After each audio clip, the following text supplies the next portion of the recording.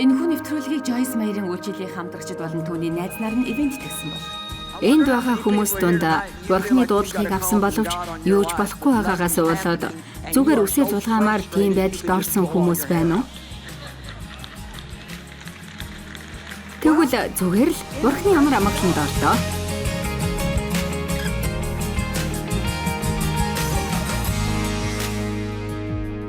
Би өнөөдөр та нарт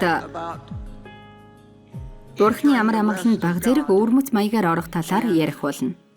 Би энэ амралтын өдрүүдээр хоёр өөр үгийг дамжуулах бөгөөд энэ нь суу, бас, алах, тэгээд гүү гэсэн санаатай үг хүргэх болно. Магадгүй юу гэсэн үг гэж сонсогдох байх л та. Энд гарч байгаа үг бүрийг Бурхан биднийг хийгээрэй гэж Библиэд хэлсэн байдаг. Бурхантай хамт тухалж баттай зогс, дайсныхаа эсрэг зогс. Хэцүү үед баттай зогсож хүлээ. Бурхантай алах. Хайраар алах, итгэлээр алах, амар тайвнаар алах. Уралдаандгүй. Бид энэ бүгдийг хийх хэрэгтэй. Бурхны хаанчлалд дараал байгаа гэдэгт би итгэдэг. Тийм ээ. Та шин итгэгч бөгөөд Бурханаас том алсын хараа аван гүйж эхлээд түүнийгээ хиймээр байгаа бол та эхлээд суух талаар сурах хэрэгтэй. Хэрвээ үгүй бол сэтгэлээр унах болно. Та Бурханаас том алсын хараа авсан. Тэгээд энэ бүх зүйл болтол Бурхан дотор амар амгалан байх талаар мэдэхгүй байгаа бол танд үнэхээр хэцүү байх болно. Ямар нэг зүйл болохыг хүлээх нь их дарамттай байдаг ба.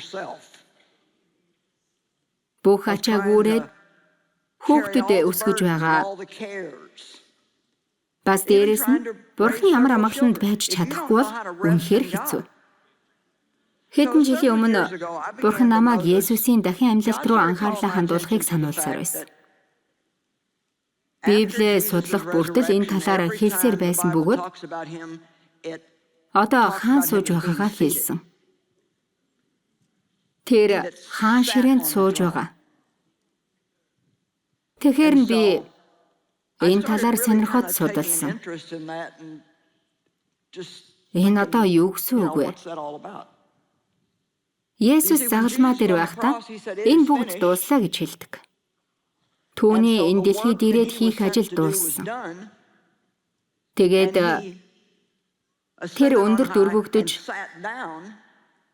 Бурханы баруун гар талд суусан бөгөөд дайснууд нь хөлдөн ирж сүхэрхийг хүлээж байгаа. Одоо харин сонирхолтой зүйл хэлж өгье. Та дайснаа ирэхэд Бурханы өмнө амарч сур. Энэ нь сүнсний тулаанд хамгийн чухал зүйл юм. Амен. Бүгдээрээ ишлэлүүд үзцгээе. Би өнөөдөр зарим хэсгээс нь хэлж өгнө. Гэхдээ Бурхан маргааш хэлэх хэрэгтэй гэсэн үгээ танд хэлж өгнө хаа. Аав минь ээ. Энэ үгийн төлөө танд баярлалаа. Энэ үг зүрх сэтгэлд нэвтрэн орж битгий мартагдаасаа гэж залбирч байна. Есүсийн нэрээр. Амен. Эфес 1:19-22. Бас итгэдэг бидэнд хандсан түүний хүч чадлын яндашгүй агууг мэдэх болтугай. Энэ нь түүний хүч чадлынх нь хүчний үйлдэл билээ.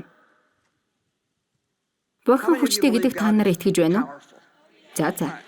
Та энийг орхигдуулж болохгүй. Бидний дотор бидний төлөө байгаа. Тэрээр Христ дотор энэ л хүчээр нөлөөлж хэн үүнд итгэж байна? Та сул дорой та хийж чадахгүй. Та хиймээр байгаа бол түүнийг хүчтэй хийж чадна гэдэгт итгэх хэрэгтэй.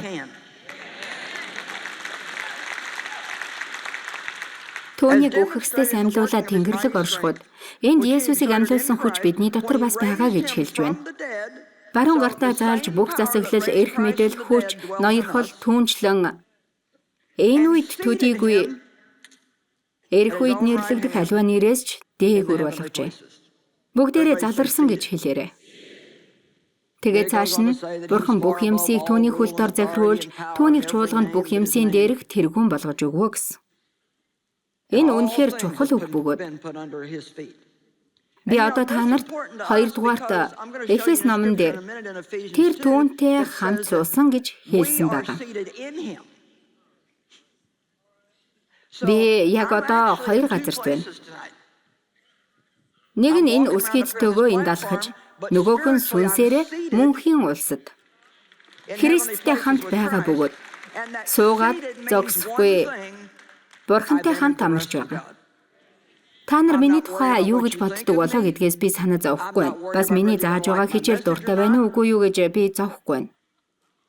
Миний амнаас дараагийн удаа гарах үгэнд ч би санаа зовхгүй байна. Яагад гэвэл Бурхан надаар дамжуулан хийж байгаа гэдэгт би итгэж байна. Би анх үйлчлэлээ эхлүүлж байхдаа юу хийхээ мэддэггүй. Бурхантай хамт амар тайван байхаа ч мэддэггүй байсан.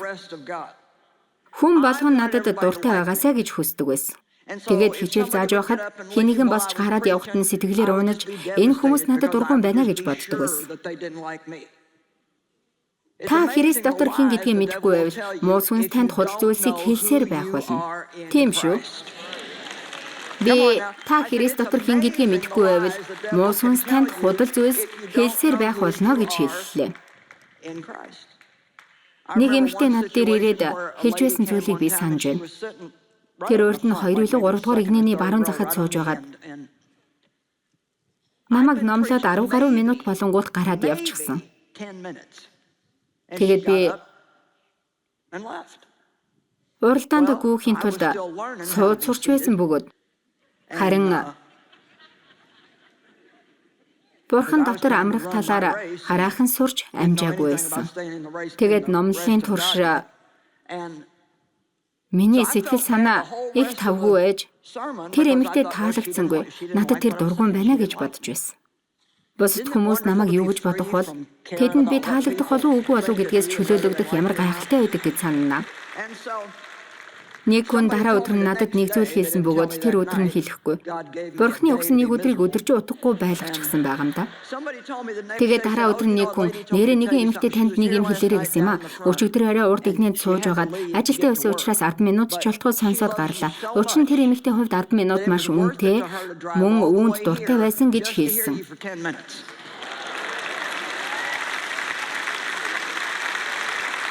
Муу сүнс ийм л зүйл хийдэг. Тэр бидэнд худал зүйл хийснээс болоод бид Бурхны дотор амархаа мэддэггүй. Яагаад гэвэл тэр хүн юу гэж бодсон болоо гэдг нь Бурхны надаар юу хэлэх гэж байна гэдгээс илүү санаа зовох зүйл байдаг. Тийм ээ. Би өнөөдөр энд байгаа зарим хүмүүсийг чөлөөлөгдөөсэй гэж хүсэж байна.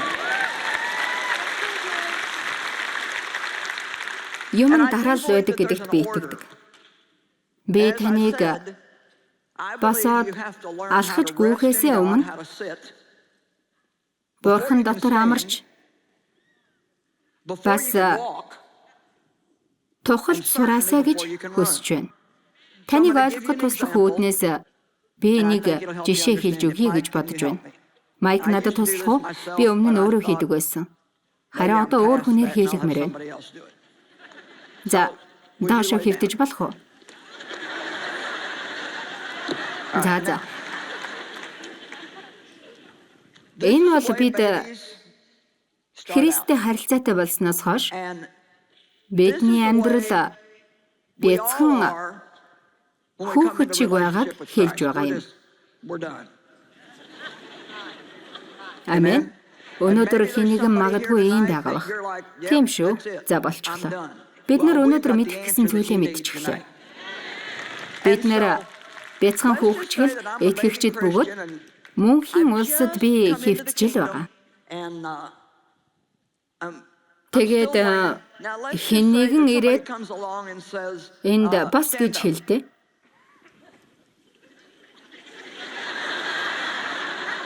Иймэрхүү байрлалтай байхад бас их боломжгүй. Эхлээд суух хэрэгтэй байдаг.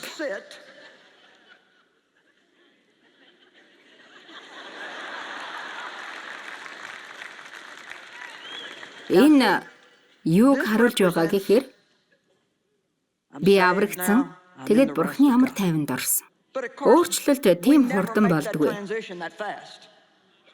Бид нар бараг 20 жил нэлээд замбраагүй утгагүй амьдралаар амьдрна. Багадаа 20 жил өөрийгөө цохиж алдаа хийх болгондоо өөрийгөө гэмтээ гэж бодож үйлчлэлдээ бүх анхаарлаа тавьж байгаа боловч энэч тэрч болохгүй.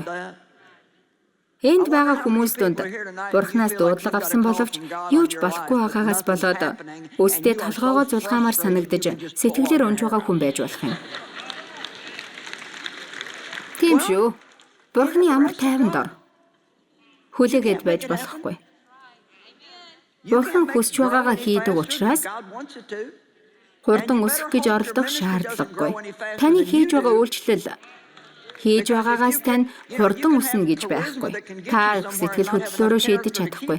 Өөрөө хүслээгээ тийм амар дуустдаг юм биш. Таны эхлэл магадгүй бэлэгшгэл байсан байж болно.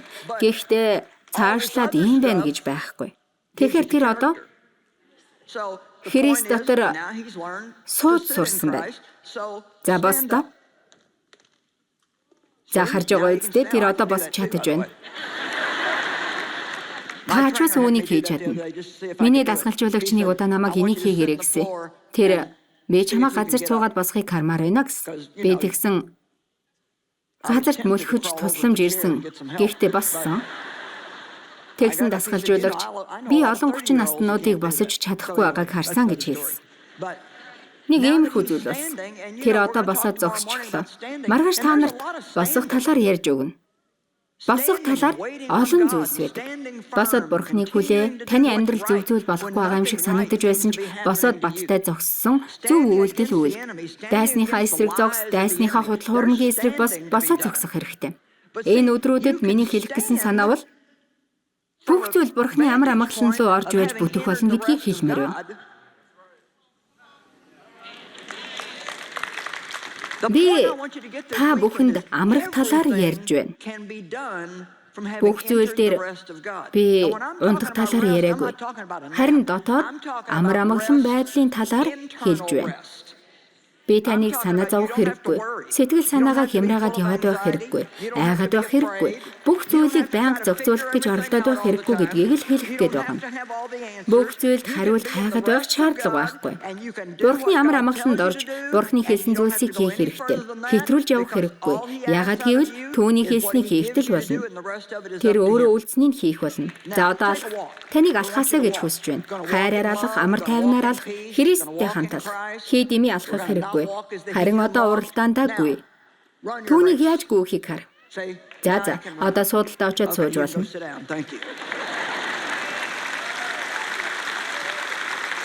Зураглал 1000 үгнээс дээр байгаа үстэй. Библийн Ромын 4:17 дээр Бурхны хаанчлал бол идэх уух зүйл биш бөгөөд харин ариун сүнс доторх зөвхт байдал, амар тайван, баяр хөөр юм. Тэгэхээр энэ юу гэж байна вэ? Бүгд дэс дараалтай байна. Эхлээд бид Христ дотор хин гэдгийг мэдэх хэрэгтэй. Тэгээд түүгээр дамжуулан зөвхт болгогдно. Дараа нь Бурханаас амар тайван авна. Тэгээд өөрөө амар тайван болно. Энэ бүгдийг авсны дараа баяр хөөртэй болох нь байна. Аврагдсан гэж шууд баяр хөөр авахгүй. Та өөрийгөө Христ дотор хин гэдгийг мэдэхгүй байвал хизээж байнга баяр хөөртэй байна гэж байхгүй. Та бат итгэлтэй биш байснаар Христ дотор хин гэдгээ мэдэхгүй болдог бөгөөд миний мэдэж байгаагаар бол би олон алдаа хийдгээл мэднэ. Миний амьдралд нэлээд зүйл болж байсаар л байсан. Харин би энэ бүгдэд дүгнэлтээ гаргасан юу гэж бодож байна вэ? Бурхан энэ бүгдийг бидний амьдралаас холдуулдаггүй. Тэр намайг энэ бүгдийг надаас авахгүй ойлгох зорилго нь намайг даруй ойлгохыг хүсдэг. Та нар хүлээн зөвшөөрөх үгүйг мэдэхгүй ч Библиэлд Бурхан бидэнд зарим сул дорой байдлыг маань үлдээсэн. Учир нь тэр биднийг өөрөөсөө хамааралтай байлгахын тулд юмаа гэсэн байдаг. Та хизээж бүрэн төгс байдалд хүрэхгүй. Би үргэлжил чалчаа байсан. Би мэдээд сайжирсан. Гэхдээ л ер нь бол би минут залбирахтаа Бурхан миний ам хэлийг захираач би үг хэлээрээ таны эсрэг болмооргүй байна гэдэг. Би өрөөндөө залбирч байгаад гараад бла гэж ярьж гардаг.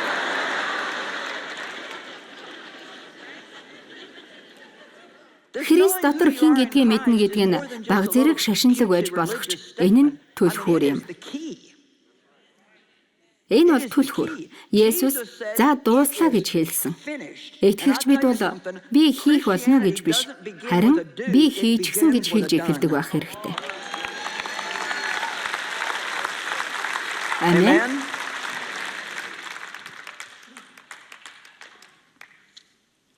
Еврей 1:13. Харин тэр Тэнгэр элч нарын алинд нь ер нь дайснуудыг чинь би чиний хөлийн гишгүр болгох хүртэл миний баруун тал залрах тун гэж айлцсан бэ. Та Бурхны амар амгаланд орж болно. Гэхдээ эхлээд Бурхан муу сүнсийг байх газарт наваачиг. Муу сүнстэй тэмцэх энгийн арга бол Бурхны амар амгаланд ороорой. Тэгснээр тэр танд саад учруулж сэтгэлээр унгаж чадахгүй. Таныг сэтгэлээр унгахгүй байвал тэр бүр юу хийхээ мэдхээ болно.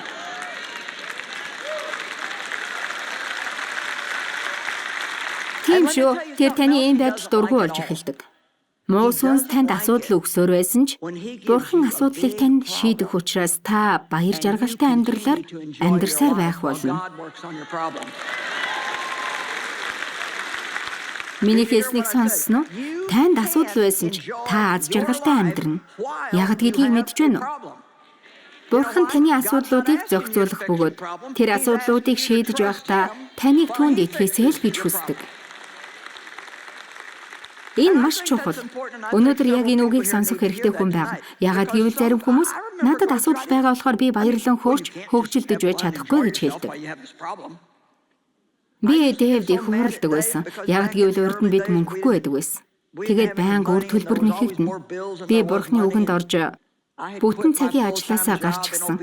Тэгээд энэ дэлхийд аяарах үйлчлэлтэд бэлтгэгдэж, тэгээд би 25 хүндэл гэрийнхээ зочны өрөөнд хичээл заасаар байсан.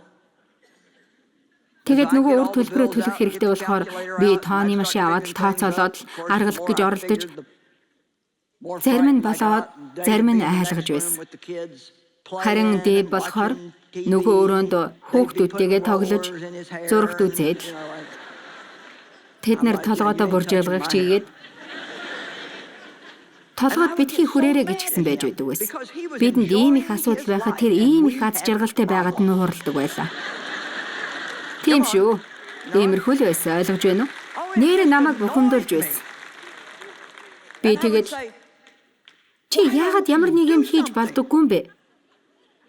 Энэ бүх зүйл замбраагаа алдаад байна. Энийгээд хөөрөд үдшилэгт очсон юм шиг байхын оронд ямар нэг юм хийж болдоггүй мүү гэж хэлэхээр тэр чи надаар юу хийлгмээр байна вэ гэдэг байсан.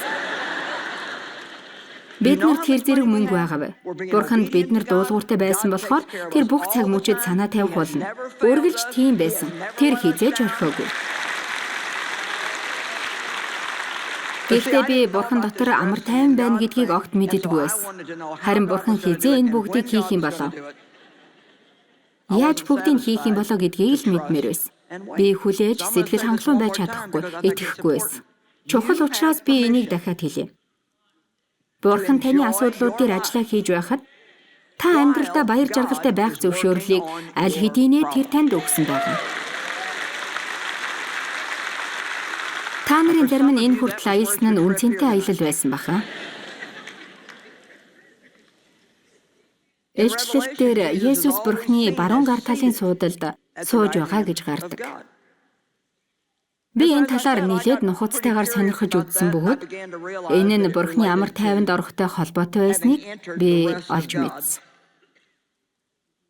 Библиэлд энэ талаар дахин тэр заларсан гэж хэлж байгаа нь их чухал гэдгийг хэлж байгаа юм. Есүс бол тэрүүн тахилч бөгөөд түүнээс өөр тэрүүн тахилч Бурхны оршихуйд суугаагүй. Хуучин гэрээнд жилд нэг удаа тахил өргөхөөр тэрүүн тахилч ариунаас ариун газар руу орж хүмүүсийн гин нүглийн өмнөөс тахил өргөдөг байсан бөгөөд энэ бүгд наривчлан хуульчлагдсан дэг жаяг журамтай ёслол байсан бөгөөд орхоос ахуулаад л тахилч мөрдөх ёстой байсан. Энэ үнэхээр үнэн. Би энэ бүгдийг шалгаж үзсэн. Түүнд жижиг хонх байдаг бөгөөд түүний дээлний хормойд анар жимс уйсан. Тэгээд хөлд нь ол суйчгсан байдаг байсан. Тэр энэ үүргээ гүйцэтгэж байхдаа яс жаягаа үйлдээд явж байхад нь жижиг хонхон дуурч байдаг байсан. Тэгээд хонх дуурахгүй нилээд удвал тэр ямар нэг алдаа гаргаад өгсөн гэсэн үг юм. Тэд ороод түүнийг авч болохгүй учраас олсноос нь татаад гаргаж авдаг байсан. Ариунаас ариун газарт сандал байдгүй бөгөөд гэрээн дээр тэд Бурхны амар тайванд хинч ороогүй байсан. Энэ талаар Петр хэлсэн бөгөөд Матай 11 дээр амар амгалан бол бэлэг гэж хэлдэг. Энэ нь Бурхны нэгүслэр өгөгдсөн бэлэг бөгөөд өмнө нь хинт ч энэ амар амгалан байгаагүй. Есүс ирснээр л хуулийг гүйцэлдүүлэх боломжтой болгосон. Тэр одоо Бурхны баруун гар тал заларч байгаа. Эфес 2:6 дээр Есүс дотор биднийг түүгээр амьлуулж, түүнтэй хамт Тэнгэрлэг оршихуйд суулгасан. Би энэ хавар алхаж байгаач миний зүрх тэнд байгаа. За миний хэлснийг ойлгож аваарай. Энэ юу гэсэн үг вэ гэвэл би ажил хийж байхдаа аз жаргалтай байж чадна гэсэн үг юм. Петр амар амгалан байхыг тодорхойлж хэлсэн бөгөөд энэ нь грек тайлбар бичгээс үзвэл ажил хийж дуусаад амрах биш. Харин ажил хийж байхдаа амрах гэсэн утгатай үг юм. Бидэнд ажил хийхгүй байх үе байна. Энэ бол өөр зүйл. Бидэнд ялангуяа Америк хүмүүст бие махбодоо амраах үе хэрэгтэй байдаг ба бид ийм амралт авдаггүй. Гэхдээ яг одоо бидний ярьж байгаа зүйл бол ажил хийж байхдаа амрах талаар хэлж байгаа юм. Энэ миний ажил. Би ажиллаа хийж байна. Миний олж мэдснээр бол номлогч бүтэн цаг номлоход өдөржин 8 цаг хүнд ажил хийж байгаатай адил гэж уншиж байсан. Гэхдээ 100% баталгаатай биш байна. Тэгэхээр Жоэл нэм гарагт 3 удаа номловол бүтэн 24 цаг ажиллаж байна гэсэн үг байх нь байна. Амен. Энэ зүгээр л баг зэргийн юм ярих биш юм. Хүмүүс би таны баг зэргийн ярианд дуртай гэж хэлэхэд дуртай байдаг шүү. Ингэж хэлэхээр нь би хонгор минь. Энэ баг зэргийн яриа хөөрэ биш. Харин миний бүх бие, сүнс сэтгэл бүх зүйл үүн чинь гэсэн байгаа. Би энэ баг зэргийн яриа хөөрэ хэдэн цаг бэлдэж судалдаг гэж хэлмээр байдаг. Би таны баг зэргийн ярианд дуртай. Намайг явахад та надаас бүх зүйлийг сонсоод авсан байна. Харин маргааш өглөө бас сонсож авмаар байгаа бол би бэлдэх хэрэгтэй. Яг гэвэл Бурхан эхлээд надад өгөхгүй бол би танд юу ч өгч чадахгүй. Өөрийнхөө сэтгэлийн амраах сайхан байдаг. Та амралтаа аваад далайн ирэг дээр очиод 5 хоног хэвтэж болно. Гэхдээ та асуудлуудаа санаа зовсоор байх юм бол амарч чадахгүй шүү дээ. Зарим хүмүүс нэг өдрийн амралт аваад асуудлуудаа шийдэх гэж оролддог. Та нар дотор амралт аваад гэртээ ирчгээд амралтаасаа амралт авмаар санагддаг хүн байна уу? Бид нэр тайван тогтвортой байж чадхаа байлсан. Нэг хүн хүмүүст уйдах гэдэг зүйл байхаа бүр байлсан гэсэн. Хэмчи өөдөнд 5 минут болоход уцаа бариад хин нэгэн лүү яриад чат бичээд тэгээд Facebook дээр юу ирсэн бэ гэж шалгаад л зүгээр суухгүй. Бид нэр Facebook дээр олон найзтай. Олон найзтай байхад би дуртай. Найзууд уу Facebook уу та амьдралын турш 5 сайн найзтай байх л болно.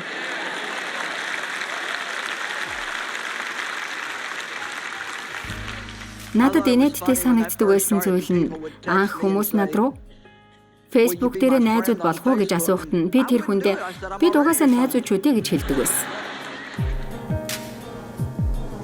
За одоо бүгдээрээ Есүстэй хамт амар амгаланд туглан суух талаар ярьцгаая. Бид түүний амар амгаланд орж бүх ачаагаа түүнд өгөх хэрэгтэй бөгөөд тэгснээр Бурхантай хамт баяр хөөртэй амьдралд амарч түүний хэлсэн бүгдийг хийж чадна. Түүнтэй хамт туглан суухын тулд эхний алхам бол Бурхантай харилцаатай болох хэрэгтэй юм.